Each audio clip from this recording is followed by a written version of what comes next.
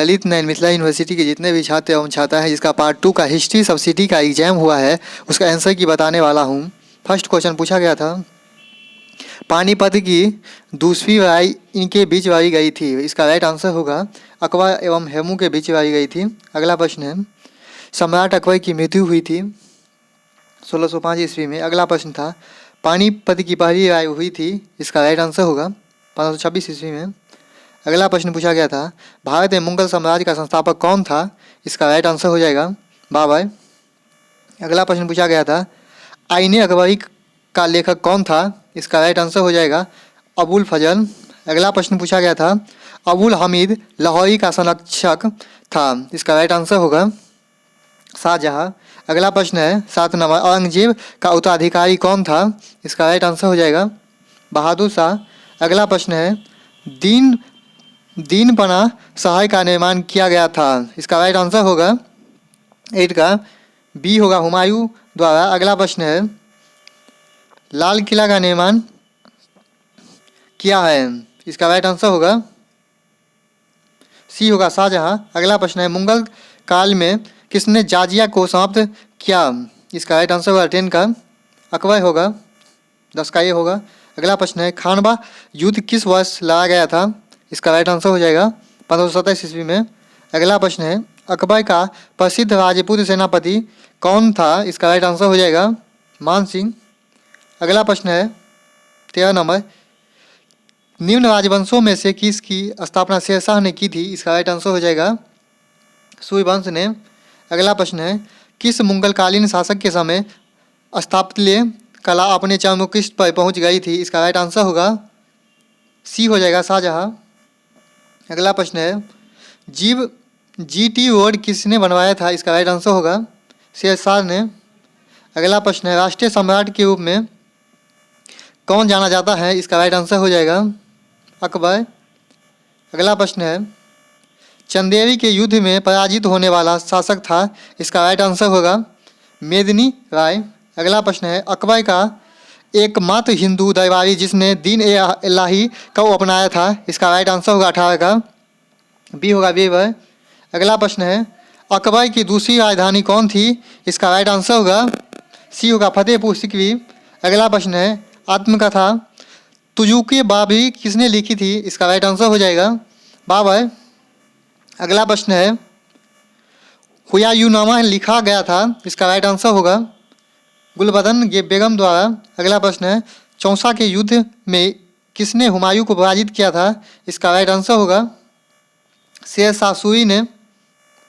अगला प्रश्न है, हुमायूं के मकबरे को दिल्ली में किसने बनवाया था। इसका राइट आंसर हो जाएगा हाजी बेगम। अगला प्रश्न है, अकबर के शासनकाल में मुगल साम्राज्य का वित्त मंत्री कौन था। इसका राइट आंसर हो जाएगा राजा टोडर।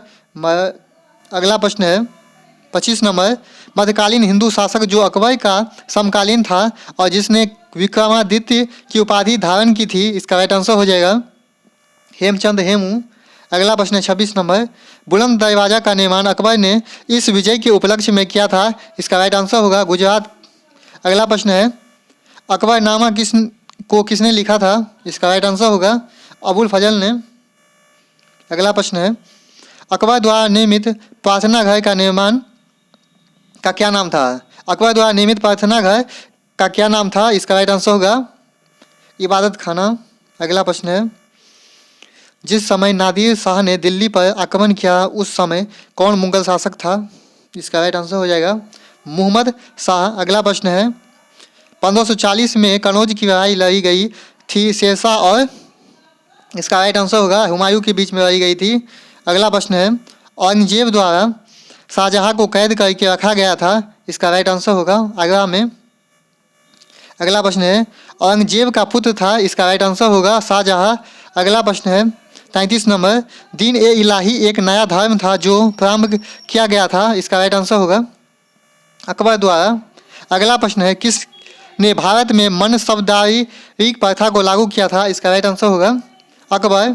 अगला प्रश्न है 35 नंबर, मेवाड़ के राणा प्रताप मुगल सैनिक द्वारा इस युद्ध में पराजित किए गए थे। इसका राइट आंसर होगा हल्दी घाटी के युद्ध में। अगला प्रश्न है 36 नंबर, किस मुगल शासक के शासनकाल के दौरान चित्रकला विकास के चरमोत्कर्ष पर पहुंच गई थी? इसका राइट आंसर होगा अकबर। अगला प्रश्न है 37 नंबर, नूरजहां का वास्तविक नाम क्या था? इसका राइट आंसर होगा मेहरुन्निसा। अगला प्रश्न है 38 नंबर, निम्न में से कौन व्यापारी भारत में प्रथम बार मुगल काल में आए? इसका राइट आंसर होगा पोर्तुगीज। अगला प्रश्न है 39 नंबर, अंतिम मुगल सम्राट कौन था? इसका राइट आंसर होगा बहादुर शाह। अगला प्रश्न है 40 नंबर, उस मुगल शासक का नाम बताइए जिसने सती प्रथा को हतोत्साहित किया था? इसका राइट आंसर होगा अकबर। अगला प्रश्न है मुगल काल में दरबार की भाषा क्या थी? इसका राइट आंसर होगा फारसी। अगला प्रश्न है किस मुगल शासक ने मयूर सिंहासन को बनवाया था? इसका राइट आंसर होगा शाहजहां।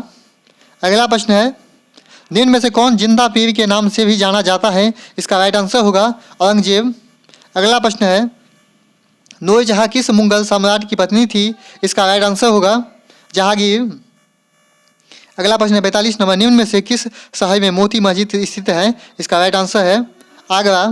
अगला प्रश्न है 46 नंबर, शाहजहां की प्यारी पत्नी कौन थी जिसकी याद में उसने ताजमहल का निर्माण कराया था?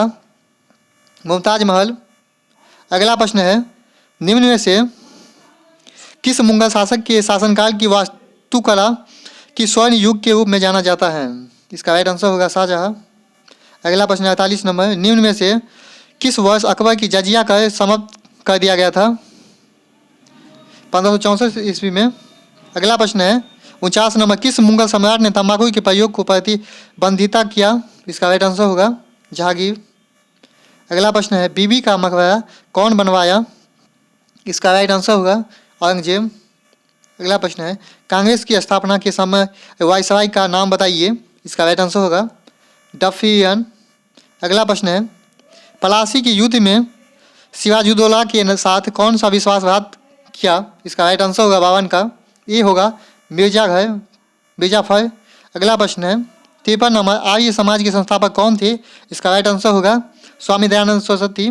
अगला प्रश्न है 54 नंबर, भारत के अंतिम गवर्नर जनरल कौन थे? इसका राइट आंसर होगा लॉर्ड माउंटबेटन। अगला प्रश्न है बक्सर के युद्ध के बाद निम्न में से कौन सी संधि हस्ताक्षरित की गई थी? इसका राइट आंसर होगा इलाहाबाद की संधि।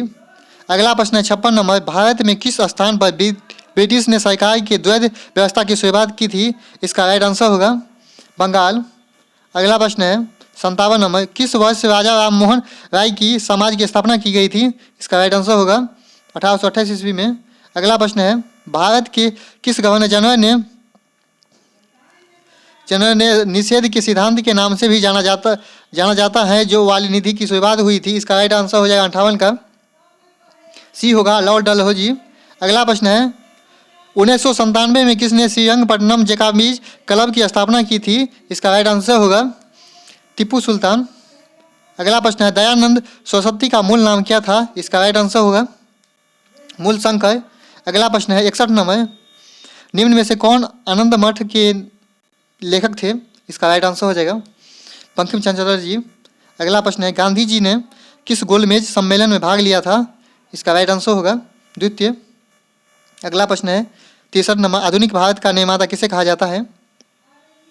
राजा राम मोहन राय को। अगला प्रश्न है 1857 के विद्रोह के समय भारत का गवर्नर जनरल कौन था? इसका राइट आंसर होगा लॉर्ड कैनिंग।